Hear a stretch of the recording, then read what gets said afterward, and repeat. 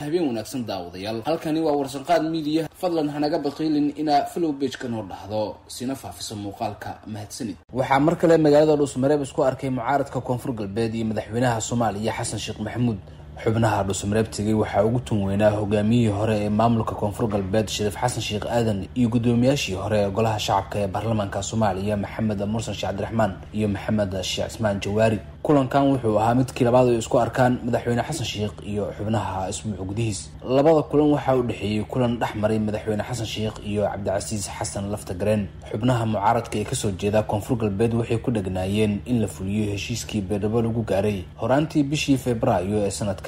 heshiiskaas ayaa wuxuu dhigayay in doorashada koonfur galbeed bilaabato bisha soo aadan ee November ee sanadkan 2023.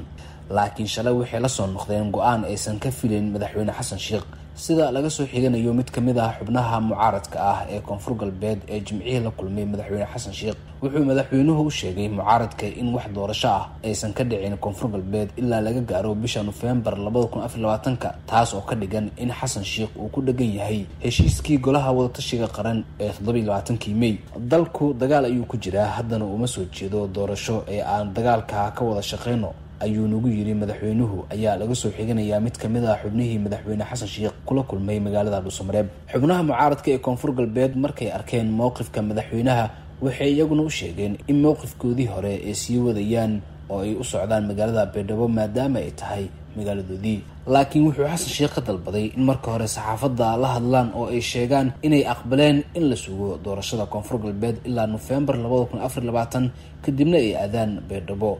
haddii ay taas diidaanna wixii dhibaato ah oo ka dhasha socdaalkooda in uu isagu mas'uulka ahayn. waa sida uu hadalka u dhigay mas'uul ka mid ahaa wafdigii madaxweynaha la kulmay. wuxuu intaas ku daray in iyagu ka cudur daarteen inay taas aqbalaan oo ay saxaafadda sidaas u sheegaan iyaga oo ku dooday inay yihiin rag deegaankooda u socda sidoo kalena aanay doorashada ka tanaasuli karin. kulankan oo 5 saacadood xiriir socday doodaha hareeyay waxaa ka mid ahaa amniga iyo siyaasadda. xubnaha ka midka ah mucaaradka koonfur galbeed ayaa kala dooday madaxweynaha in marka hore laga heshiiyo siyaasadda kadibna loo gudbo ka wada shaqeynta amniga, laakiin madaxweynaha taas cagsigeeda ayuu qabay oo ah inaan dalka wax siyaasad ah iyo doorasho ah ka socon karin ilaa laga adkaado argixisada. guraanadka kulanka markii arrintu dhinac u dhici weysay madaxweyne Xasan Sheekh ayaa xubnaha mucaaradka ee koonfur galbeed u sheegay kulan kale inay iskugu yimaadaan magaalada Muqdisho isla isbuucan. walow ay mucaaradka koonfur galbeed rajo xumo ka muujiyeen waxaa iska bedeli karaa mowqifka madaxweynaha. natiijada mucaaradka koonfur galbeed ee Dhuusamareeb kala soo noqdeen ayaa dhinaca kale waxay guul hordhac u tahay Cabdicasiis Xasan Maxamed Laftagareen oo aan isagu rabin inuu doorasho qabto.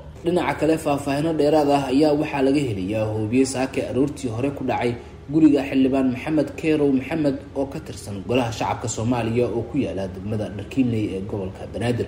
wararka ayaa sheegaya in hoobiye uu ku dhacay hoyga uu xildhibaankan oo kasoo jeeda koonfur galbeed ku leeyahay xaafadda Dabaqinka ee degmadaas, waxaana ka dhashay dhimasho iyo dhaawac soo gaaray qaar kamid ah caruurtiisa. ila wareedyo lagu kalsoon yahay ayaa sheegay in goobta uu ku geeriyooday wiil uu dhalay xildhibaanka oo lagu magacaabi jiray Maxamuud Maxamed Keerow, iyada oo uu dhaawac soo gaaray wiil kale uu adeer u yahay oo lagu magacaabo Maxamed Warsame. sidoo kale waxaa burbur xoog leh uu soo gaaray guriga xildhibaanka ee saake lagu weeraray hoobiye, balse lama oga halka laga soo tuuray. goobjoogayaal ayaa sidoo kale sheegay in guri kale oo daris la ah xildhibaanka uu ku dhacay hoobiye kale kaas oo isna geystay khasaare kala duwan. ma jiro ilaa iyo hadda wax hadal ah oo ka soo baxay saraakiisha laamaha amniga iyo maamulka degmada Dharkiinley oo ku aadan hoobiyaashaasi khasaaraha dhaliyay. toddobaadkii hore ayay ahayd markii sidan oo kale tiro hoobiyaal ah lagu garaacay xaafadda Tarabuush, kuwaas oo ay khasaare ka soo gaareen dad rayid ah. marar badan kooxda Al-Shabaab ayaa sidan oo kale hoobiyaal ugu garaacday caasimadda, waxaana lagu bartilmaameedsaday madaxtooyada iyo xerada Xalane. si kastaba weerarkan ayaa ku soo aadaya xilli maalmihii u dambeeyay ay kooxda qaraxyo ka fulisay gobolka Banaadir, waxaana u dambeeyay weerarkii ismiidaaminta ee Jimco ka hor ka dhacay agagaarka madaxtooyada Soomaaliya gaar ahaan isgoyska Sayidka.